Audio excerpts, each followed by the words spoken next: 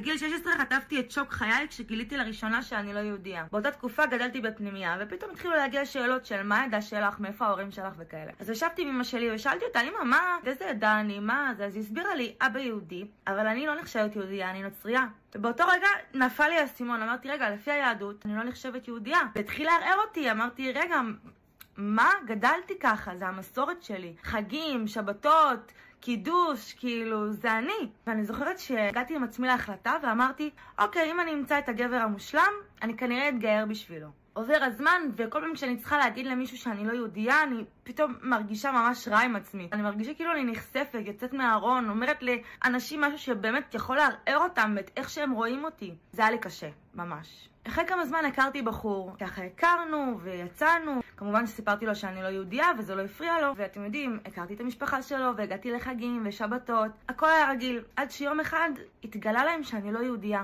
מאותו הרגע הם החליטו שהם מנדים אותי. זאת אומרת, אני לא יהודייה אז אני נחשבת טמאה. אפילו אסור לי להיכנס בדלת ברמה כזאת. זה ממש פגע בי, לקחתי את זה אישית. כאילו אמרתי, מה, רק בגלל שאני לא יהודייה אז זהו, מחקתם אותי אחרי שכמה שנים אנחנו ביחסים טובים, כאילו הכל בסדר. זה גרם לי להבין שאני בחיים לא אתגייר עבור אף בן אדם. לא עבור גבר שהוא גבר חלומות חיי, ולא עבור המשפחה שלו, ולא עבור אף אחד. אם אני מתגיירת, אני מתגיירת רק בשביל עצמי, ואתם יודעים, החיבור שלי עם השם. מה אתם חושבים? הייתם מתגיירים בשביל מישהו?